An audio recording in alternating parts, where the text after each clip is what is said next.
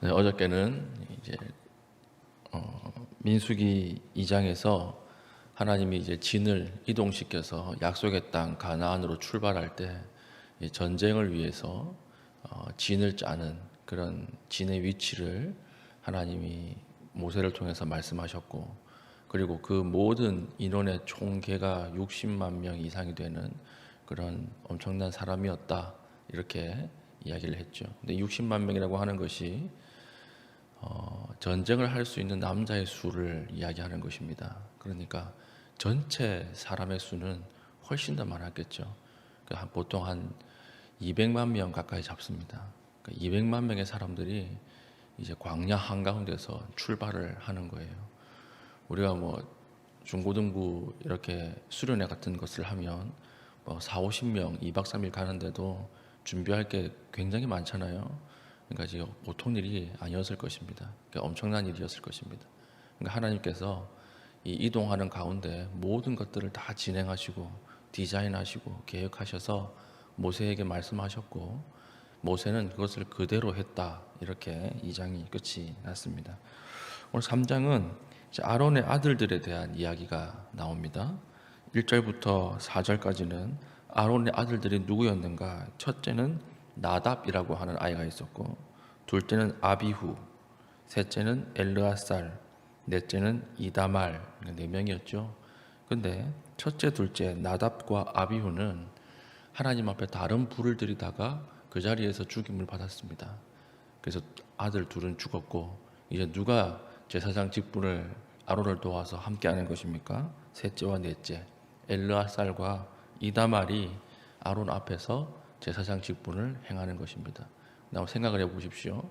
사람들은 200만 명이죠. 근데 그 중에 제사장은 몇 명밖에 없어요? 3명밖에 없는 거예요.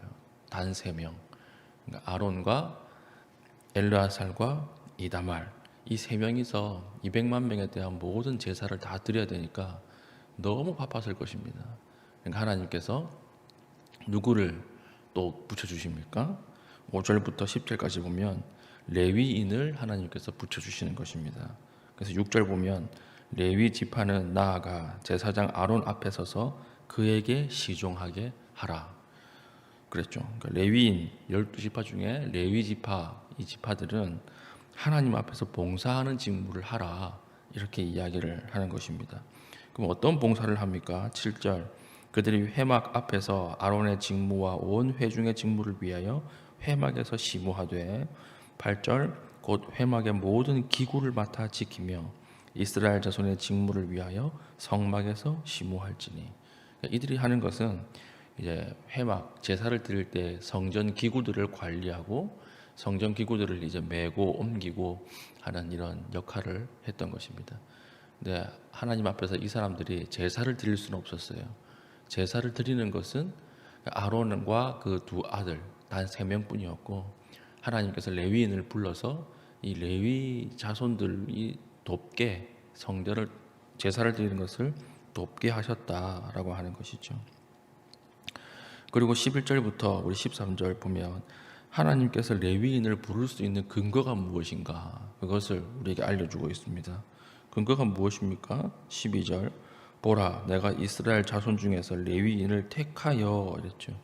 하나님이 레위인을 택했기 때문에 부를 수 있다는 것입니다. 그 왜 레위인만 택하셨냐? 그 이유가 그 뒤에 나오는 것이죠. 13절 처음 태어난 자는 다 내 것임은 내가 애굽 땅에서 그 처음 태어난 자를 다 죽이던 날에 이스라엘의 처음 태어난 자는 사람이나 짐승을 다 거룩하게 구별하였음이니 그들은 내 것이 될 것임이라. 나는 여호와니라.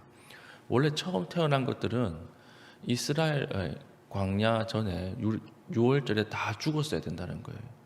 그런데 하나님께서 이 처음 태어난 모든 장자를 다 살리셨죠. 그래서 모든 장자가 원래 내 것이었다. 장자라고 하는 기능이 무엇입니까? 대표성의 원리죠. 원래는 모든 남자가 다 내 것이었다는 거예요.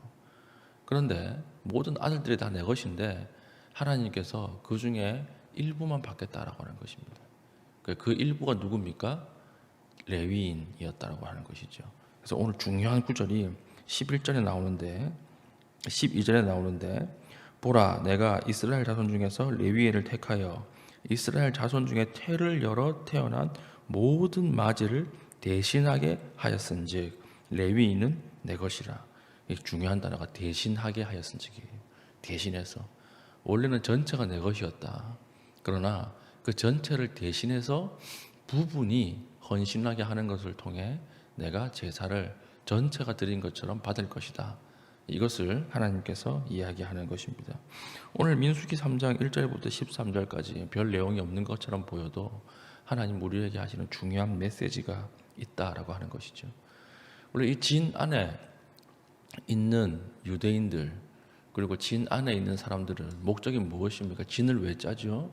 전쟁을 하기 위해서 진을 짰습니다. 그러면 가장 중요한 목적이 무엇일까요? 전쟁을 잘 수행하는 것이죠.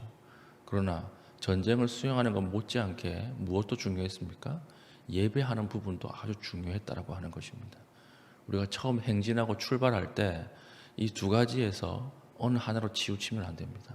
세상적으로 너무 많이 나가 있어도 안 되고, 교회 안에서 예배만 하고 있는 것도 하나님 원하시는 게 아니에요. 하나님께서 원하시는 삶은 어떤 것입니까? 예배하는 동시에 전쟁하는 성도예요. 그러니까 오늘 모든 이스라엘 백성들은 전쟁하는 군인인 동시에 예배하는 예배자여야 했습니다. 이것을 하나님이 38년 동안 계속 훈련시키신 거예요. 그러니까 예배와 전쟁, 우리도 마찬가지죠. 오늘 새벽에 나와서 예배하는 동시에 여기에서만 머물러 있으면 안 되죠. 어디로 나가야 합니까? 세상 가운데, 전쟁터 가운데 나아가는 것이 하나님이 원하시는 것입니다. 예배하는 가운데 하나님의 말씀에 충분히 묵상하고 젖어서 세상 가운데 전쟁을 수행할 수 있는 믿음의 신실한 백성 되기를 축복합니다. 두 번째는 무엇입니까? 하나님 부분을 드리면 전체로 받으신다라고 하는 그런 원리가 이 안에 녹아 있죠. 모든 것이 다 하나님 것입니다. 그런데 하나님께서 부분을만 달라고 하시는 거예요. 부분만 바치면, 부분만 드리면 전체를 다 바친 걸로 인정해 주겠다. 이게 여기 어디에서 나왔던 개념이죠? 이게 우리 레위기 할 때 우리 제사를 통해서 드러났던 개념이죠. 하나님이 부분을 바치면 전체로 받으신다. 우리가 하나님 앞에 아주 작은 것 있지 않습니까? 우리 오늘 새벽기도 원래 24시간이 다 하나님의 것입니다. 그렇죠? 그러나 하나님께서 이 새벽기도의 시간, 이 새벽기도의 잠깐의 한 시간의 시간을 온전히 바치면 하나님이 우리 24시간 전체를 다 받으신다는 거예요. 우리 생애 아주 짧은 시간, 그 생애 한 번의 시간을 하나님 앞에 바치면 하나님이 우리의 생애 전체를 예배자로 하나님께서 받아 주신다라고 하는 것입니다. 그것이 11조 같은 거죠. 원래 재물의 모든 것이 다 하나님 것입니다. 그러나 그 10분의 1의 중심을 보시고 하나님이 전체를 다 드린 것으로 받아 주신다라고 하는 것이죠. 이게 신앙생활의 아주 중요한 원리예요. 부분을 들여서 전체를 하나님 앞에 인정받는 것입니다. 삼손도 마찬가지였죠. 삼손도 평생을 호랑방탕하게 살다가 마지막에 하나님 앞에 기도하고 쓰임 받지 않습니까? 그런데 그 삶의 마지막 부분이 어떻게 기록이 되어 있습니까? 살아있을 때 죽인 블레셋 군대보다 죽을 때 죽인 블레셋 군대가 더 많았더라. 이렇게 기록하고 있잖아요.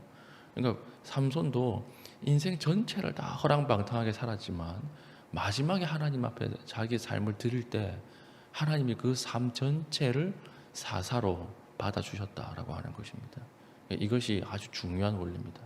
오늘 우리는 하나님 앞에 무엇을 온전히 드리고 있습니까? 시간 전체가 다 하나님 것이지만 하나님 부분을 원하시는 거예요. 그리고 우리가 가지고 있는 물질들 하나님 전체를 다 가질 수 있으시지만 하나님은 그 부분을 통해서 전체를 받으시기 원하시는 것입니다. 우리가 이런 부분들이 뭐가 있습니까? 이것을 기도하는 가운데 묵상하고 그것을 온전히 드릴 수 있는 믿음의 신실한 백성 되기를 축복합니다. 세 번째는 무엇입니까? 우리에게 주시는 교훈은 제일 중요한 단어가 모든 맞이를 대신하게 하였은즉 이랬죠. 그러니까 하나님 앞에 모든 장자가 다 하나님 것이지만 모든 맞이를 대신해서 레위인을 세웠고 레위인들의 봉사를 받으셔서 하나님은 온전한 제사를 드리게 만드셨습니다. 이 대신하게 하였은즉, 이 말이 누구를 이야기하는 것일까요? 하나님의 아들 예수 그리스도를 멀리서 발치해서 바라보는 말이죠.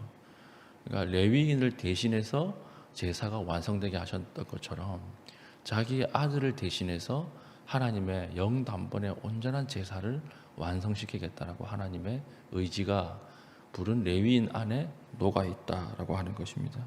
그러니까 자기 아들을 죽이셔서 모든 제사를 다 완성했어요. 우리는 그 제사의 은혜를 입고 있는 사람들입니다. 오늘 우리가 십자가의 이 은혜 앞에 얼마나 감격합니까? 우리가 하나님 앞에 더 이상 이제는 염소와 양으로 제사 드리지 않습니다. 신령과 진정으로 제사를 드려요. 그 은혜가 누구로부터 임했습니까? 하나님의 아들이 직접 죽임을 당하신 그 사건으로, 하나님의 아들이 나를 대신해서 죽으셨던 그 사건을 기하여서 우리는 하나님 앞에 이제는 영으로 온전함으로 나올 수 있다라고 하는 것입니다. 오늘 새벽 이 십자가의 은혜를 깊이 묵상할 수 있는 시간 되길 바랍니다. 나의 능력과 나의 힘이 아니라 하나님께서 자기 아들을 죽이셔서 나를 받으셨다라고 하는 것이죠.